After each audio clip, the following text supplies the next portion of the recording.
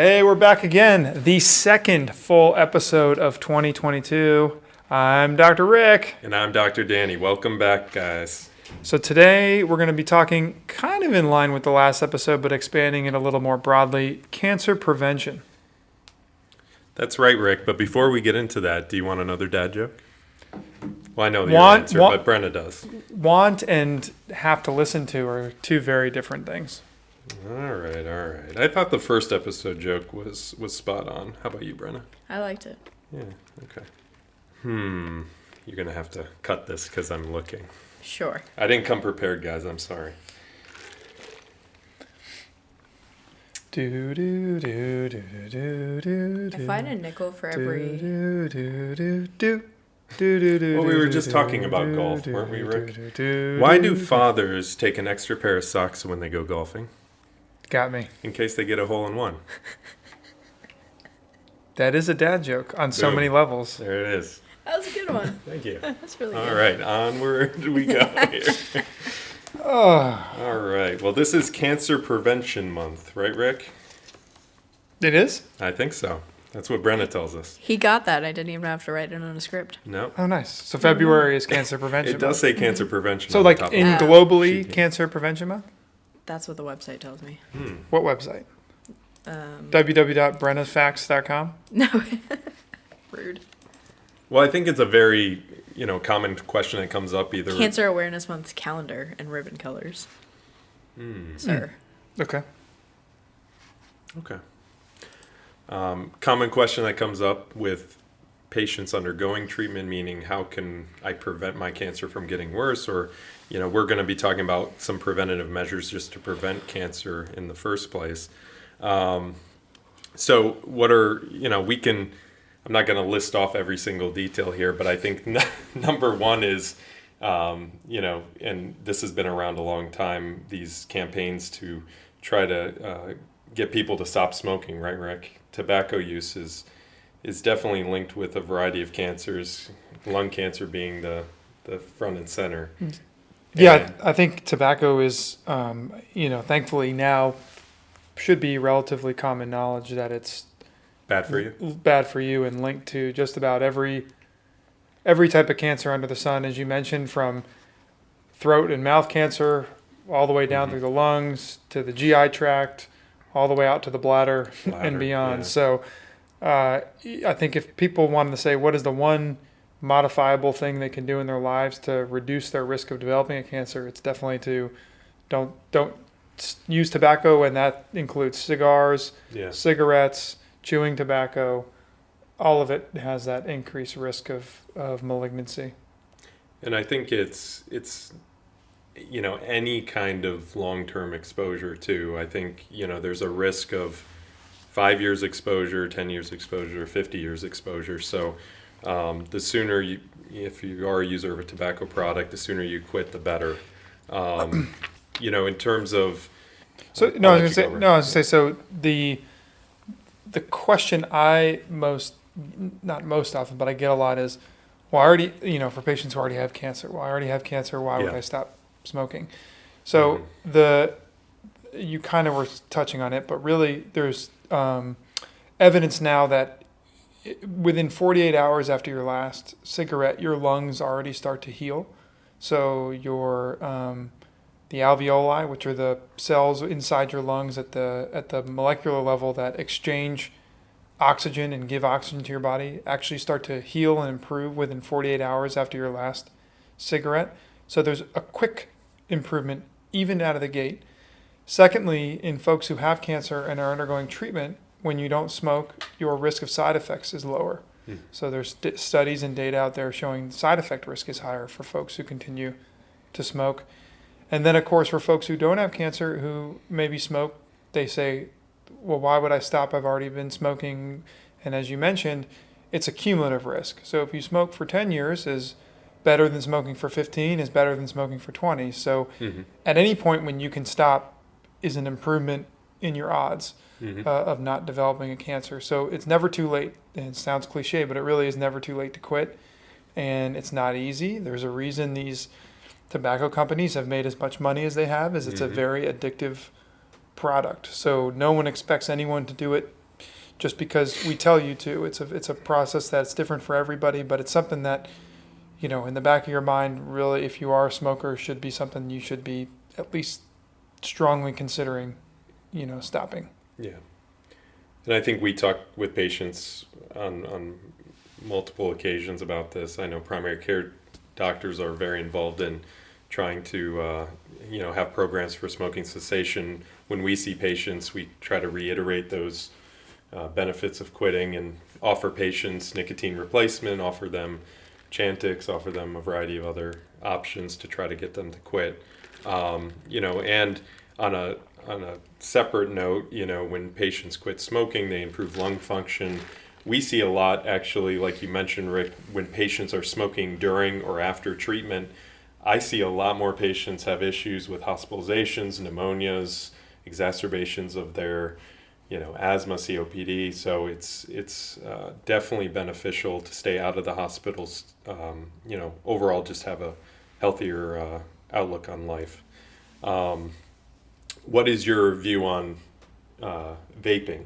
Do you get patients asking you about vaping and as far as an alternative to tobacco use? Yeah, I get that occasionally. I mean, I think Yeah. the data is still being accumulated. I think in general, it's probably true that vaping is probably better than a cigarette. Mm-hmm. But I think if you ask me, do I think vaping is going to prove to be that much better than a cigarette? Probably not. I think it's Right. just going to have an increased risk of, lung disorders, cancers, the same things. Maybe not quite to the extent of, Mm-hmm. an open cigar or cigarette, but I think if it's a way for people to transition to hopefully quitting, I think it's Mm-hmm. reasonable, but I don't think it's something I would ever routinely, at this point, recommend or think is a sort of a guilty-free way of Mm-hmm. of smoking. I don't see know it if more, I see more people doing it as a substitute Yeah, rather than a bridge to quitting, which I think it should be used more as a bridge to quitting, right. not just a substitute and say, I'm going to vape for the rest of my life now, Right, and So- there's impurities in those too, just like there's impurities in cigarettes and Mhm. cigars. So it's sort of, I don't know, feels very robbing Peter to pay Paul kind of Yeah. trade. Well, there was a lot of news when those young kids were getting that inflammatory kind of lung change that led to hospitalizations. I think even led to some deaths from vaping certain oils that ended up causing damage to the lungs. So yeah, this stuff isn't without risk for sure. So, and then of course healthy diet. That's another big preventative measure for cancers. We've had our talk with our esteemed dietitian here, and we talked about diets that we can do to promote healthy lifestyle and hopefully help patients through their journey. But as far as a preventative, I usually tell patients the fresher the foods, the better. Pick up lots of fruits and veggies, lean meats. You don't have to cut out red meats completely, but limit them in your diet. I think eliminating processed foods is key.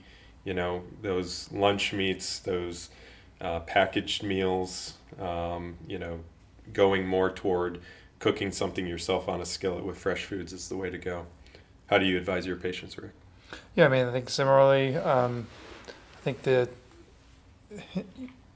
shopping at the periphery of the grocery store is what makes the most sense. That's where usually the, fruits and vegetables are that are actually, picked out of the ground and not, in a box with, cardboard box that's been sealed up and sitting there for who knows how long. I think, Mhm. That to your point about, avoiding processed foods. I think we touched on it with our dietitian, but we also touched on episode, but also we touched on it in our some earlier episodes that there's a rising rate of colorectal cancer in younger Mhm. people, and there's not really a clear signal at this time as to why that's happening. Mhm. But I bet dollars to donuts 15, 20 years from now when they go back and look, I bet a lot of it's going to come back to being linked to some of these processed foods and how our diets changed in the last 20, 30 years to be now we don't really eat fresh food anymore. We eat a Mhm. lot of processed food. So I bet you a lot of that's going to come back to, just a guess, but just, I think there's going to be some link there. Mhm. Actually, on a side note, just saw an article about antibiotic use in colon cancer risk. So And there's a lot of different things and out I there. you believe that too. I mean, Yeah. you take an antibiotic, you wipe your gut flora. That can't be good for you. I mean, Right. Gut flora is not only it's an immune modulator, right? Right. I mean, Right. it literally gives us some protection in our immune system, and having a good flora. And there's actually very, very cutting edge data where they do fecal transplants in cancer, and they Right. see that that it can sometimes help prevent. I mean, it's already used in infection, in C. diff and things like that. But so I think it's very complex, and I think it's there's not going to be a silver bullet with diet. That's like there's never going to be Right. you take this supplement or you eat this kind of food and you're going to prevent cancer. That's not going to be the case. But I think it's a big picture of, generally speaking, the things you're eating, the more fresh and less processed they are, the better. And I think, do you find that the patients that ask you about food, do you find any common similarities between them in terms of, patients that are more likely to take an active role in their health versus those who are not, or those of more means maybe who are asking versus those who maybe unfortunately are not, don't have the resources available to help them? How do you, I think that's a good point. I think there is, if we look back at our patients and see which ones actually question what diet changes they can make and how they can adjust things, it is probably coming from a group of patients with more means, more access to maybe paying for more high cost, foods, which tend to be the fresher foods. So, I think, we have data that shows that, dietary changes with the addition of regular exercise can really benefit a patient during their cancer treatment, can be a preventative measure for recurrent breast cancer, and other cancers. So I'm very much an advocate to encourage exercise during treatment, and it is a preventative measure for cancers if you can limit central obesity and you can keep your weight under control and you're eating a balanced diet. I think that's key. One key measure you can do to prevent cancers from forming as well as cardiovascular disease. So, but I think I have been thinking a lot that we should take more of an active role in trying to address this with all patients, whether they bring it up or not, and I think we get, and I know I'm guilty of this, we get stuck in our, counseling and talking about treatment and talking about a variety of things, but we don't spend enough time on asking them about what are you eating, tell me about, your dietary, intake over the week and how we can make an impact in their diet. Yeah, I think one of the things I like about us here at Cancer Specialists in North Florida is having those nutritionists in house is very helpful.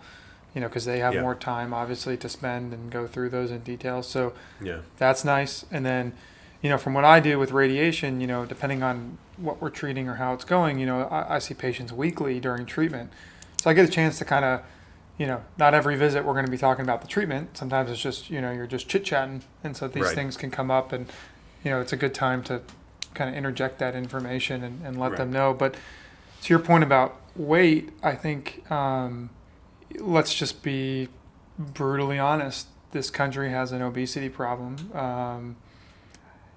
It's very hard to talk about because people don't like talking about it. And, it's a very personal thing, weight and obesity, and talking about other people's weight and obesity. But the truth of the matter is we are a fat country, and we are fatter than almost every country in the world.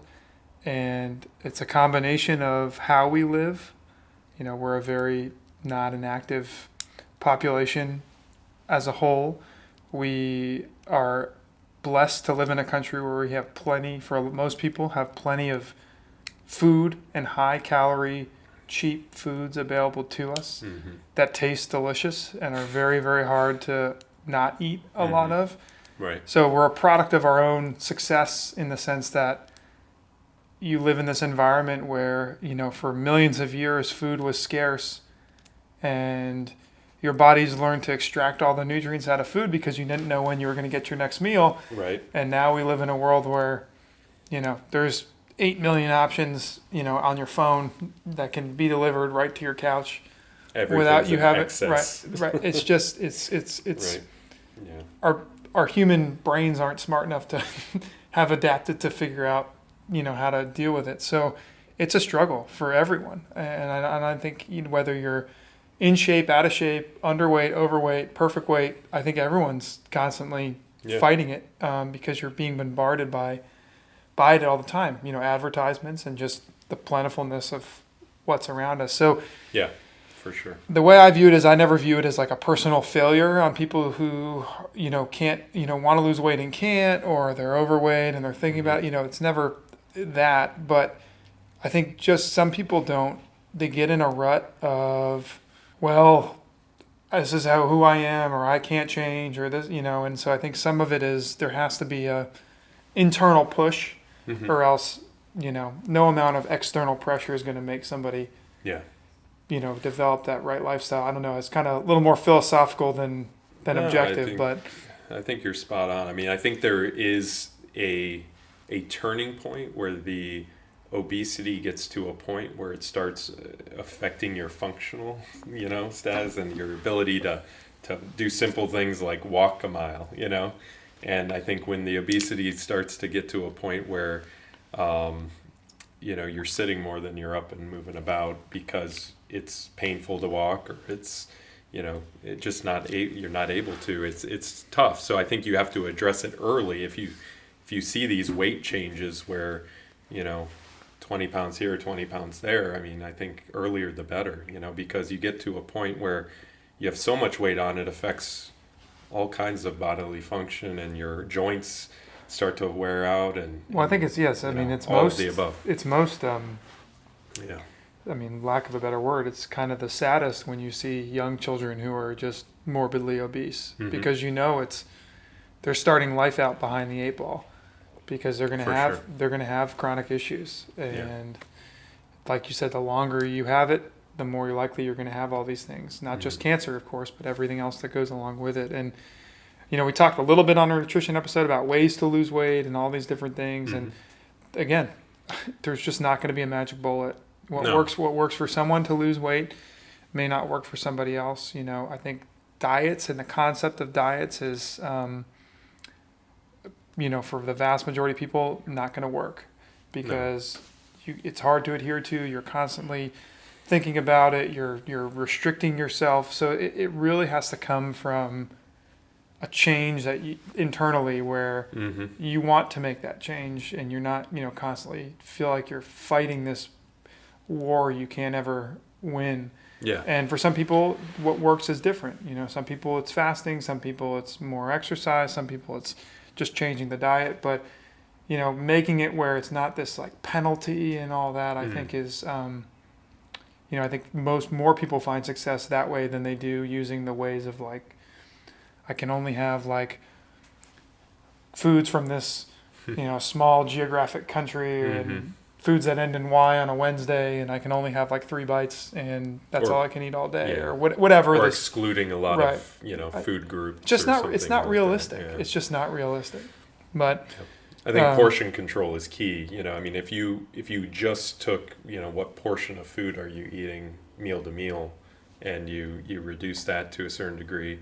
But the problem there is you're getting to a point where the hunger may set in too much. And I'll just say from personal experience, that's my biggest problem is portion control. Right. Whereas like if there's food in front of me, I'm eating what's in front of me, whether it's like a half portion, a full portion, or 5 portions. And go to Cheesecake Factory, you have 2 portions in front of you. Well, so that's my problem is I feel like I fail if I don't eat it. I don't have my brain doesn't have the governor to tell me to stop. But what's interesting as you get older, at least I've learned, if I take that what I thought was a half portion and stop, I'm full.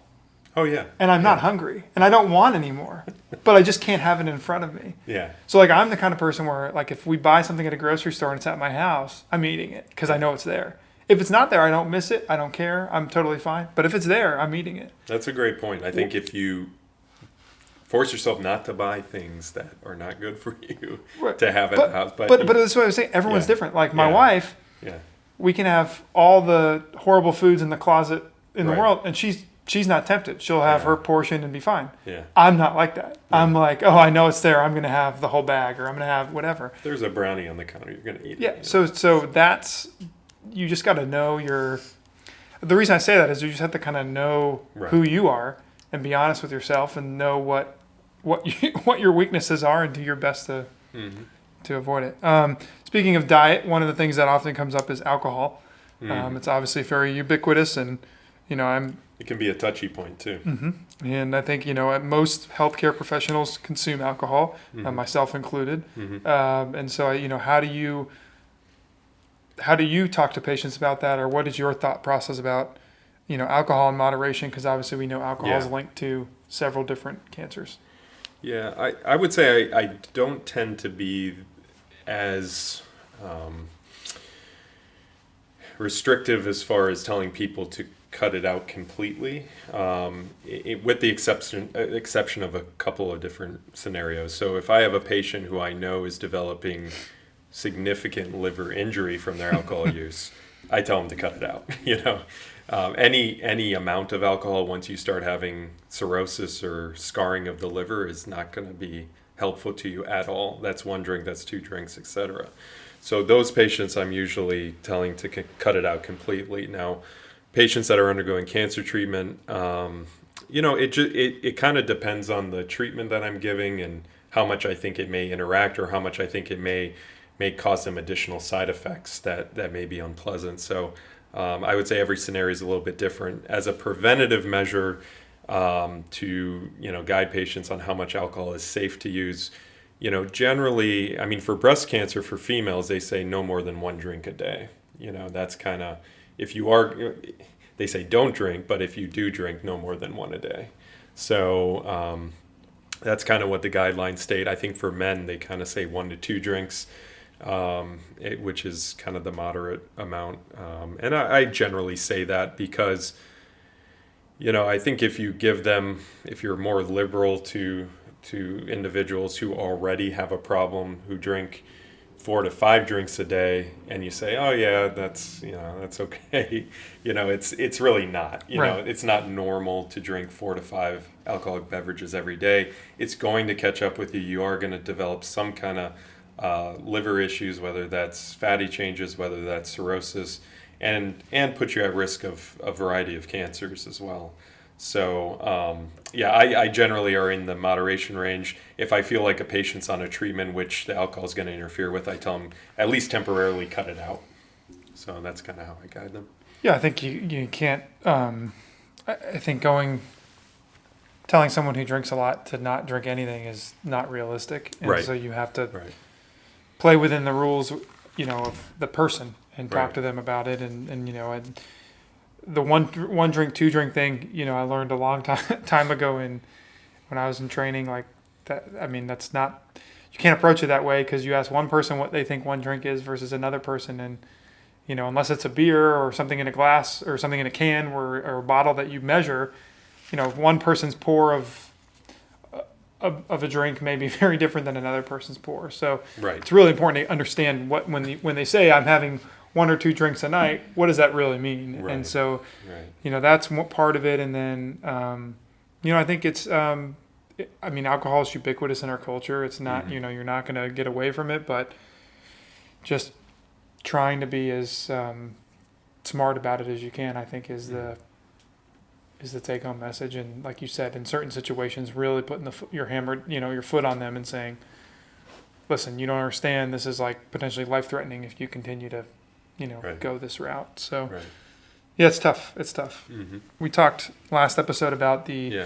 HPV vaccine. There are other vaccines out there that, may also reduce the risk of certain cancers. Hepatitis B vaccine. You want to touch on that, Danny, about what your thoughts are about preventing cancers using that vaccine?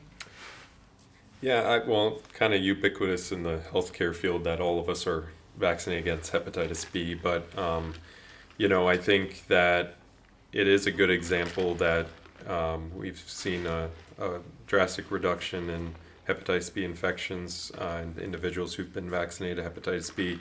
I don't know all the data for all different countries and be able to spit out what the absolute benefit of it, but I know that we've seen a drastic reduction in a lot of countries with hepatitis B infections.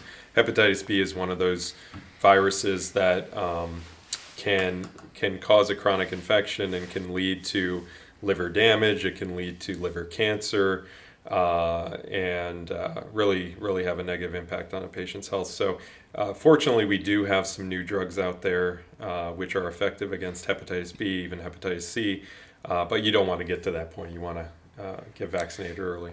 Yeah, I think it's just take home. I mean, we sound like broken records on some of these episodes, but just making sure you stay up to date on all of your immunizations and preventative care, I think, is extremely important. And one of the things, obviously, being here in Florida, that we deal with a lot is sun exposure. Skin cancer is obviously the most common cancer in the entire population in the United States, across men and women, is non-melanoma skin cancers, basal cells and squamous cells, and we obviously can go into more details about that in another episode. But one of the things we should talk about is preventing skin cancer, which I think people know sunscreen is the right answer, but how often, I'll be honest, I don't put it on every day, but the official recommendations are to wear sunscreen, even if you're just, outside for, a brief period of time. I look at it almost like dietary choices, right? You do what's simplest. And if you're rushed, if you have to get out of the house, you may not throw on sunscreen. If you have to get to a meeting and you have 5 minutes for lunch, you're going to pick up McDonald's maybe, So it's kind of a similar story with sunscreen. I think if you don't have it right next to you or in your car, you're not going to apply it probably. And, granted, if you're wearing protective clothing and you're going in and out from your car to the building, you're not having a lot of sun exposure. But I apply it to my face every day, because I think we get a lot of exposure being here in Florida from our cars too, right? Driving in the car, the left side of our face gets hit with sun a lot. But I generally do that. And then when Rick and I are on the golf course, of course, we lather ourselves up with some sunscreen.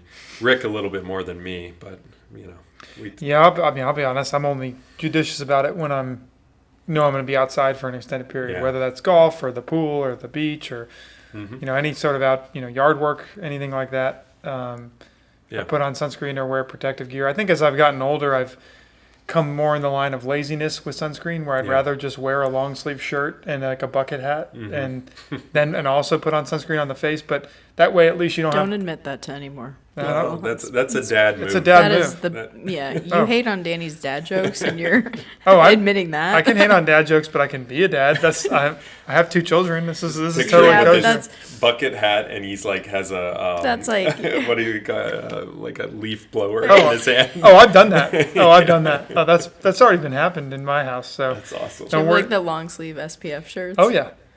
I have those for the beach. I always go to the beach with those. And my new one is I have even got shout outs to Lululemon, a Lululemon long sleeve with a hoodie, like a nice. He wants it to be our next. Like a nice beach shirt. It's actually pretty sweet and very sun protective worthy. I mean, my dad wears all of that, but he's had melanoma twice, and he's 55. You guys are. Yeah, but we can prevent melanoma, so we can.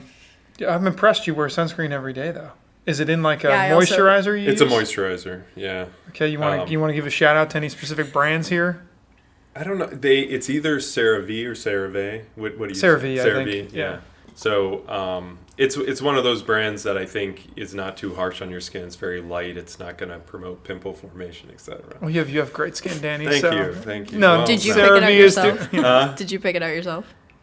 I did, and actually, it has a zinc sunscreen, like zinc. The barrier. It's the barrier. It's not an absorbent. Yeah, it's not the absorbent. Yeah, so I think that's probably not the topic of this episode, but there's a huge debate in the dermatology community about what type of sunscreen is better, the barrier or the ones that get absorbed in your skin. Yeah. I used to, when I was younger, we always had the absorbing kind, but lately, last probably 5-6 years, I've really just primarily used the barrier. For my skin, at least, I find it works better. Yeah. But I don't think there's any settled science on that. Yeah. But anything else you wanted to bring up about cancer prevention, or any other things you wanted to touch base on? Yeah, I think the last 2 points we have here on our sheet are just practicing. Way to just give away. Well, the audience doesn't know we have a sheet, Danny. It's okay. They're we not can gonna sound be mad. no, we can sound like we came up with it on our own. Well, we have talking points, Rick. That's talking points. Talking points. Yeah. Some people put those in the feed. You know. Ooh, that was a shot to producer Brenna. Yeah, we don't have a feed. Oh. I mean, we don't have a screen in this room. Some people in the description. Some people have, interactive links to different timestamps and other things. Wow. Feeling a little. He's stirring something up, Brenna. I'm not stirring Nothing but love. No. I'm not stirring anything up. Hey, we all heard it. You brought it up first, my friend. Yeah, take a sip of your Dunkin' Donuts coffee. Thank you, Duncan. And remember, shout out to you if you sponsor us. And remember? You don't say that often. And remember. No. Are you reading off? This is when you're reading off the outro sheet again. He can't help himself. I'm too hyped on Duncan. He gets one phrase in his head and he just has to keep going with it. Oh my god. No, Rick, I don't have anything else to add. Okay, I didn't think so. Yeah. So I think the takeaway from everything we're talking about, if you've stuck with us in this episode long enough and haven't turned it off and deleted it from your phone at this point, I think this all can be summed up with: make sure you go see your primary care doctor. Make sure you get routine health care. Even in the healthcare field as a physician, I still see a primary care doctor every so often. So it's something important to do because, they're going to be the ones really keeping track of all the screening and the preventative measures and the counseling and everything like that. It's easy to forget, and it's easy to say, oh, I don't have time for that and those sort of things. But it's the most important thing you can do for your health. I'm not adding anything more. That was perfect. Outro. Here we go. You want to switch flip-flop on this one? Are you okay, comfortable with that? I can flip-flop. Okay. Oh, God. All right, you ready? Thank you guys so much for coming back and joining us for another episode of Medical Minute. If you have any suggestions on things we should talk about, questions you'd like answered, or just want to say hi, you can email us at medicalminute@csnf.us. And make sure you follow us on social media. Search Cancer Specialists of North Florida on Facebook and _CSNF on Twitter and Instagram. And as always, we appreciate you giving us a few minutes of your time and hope you learned something today. I know Rick did. And remember, when it comes to your health, stay informed. Ask questions. And tune in next time. Bye, guys. I'm on it today.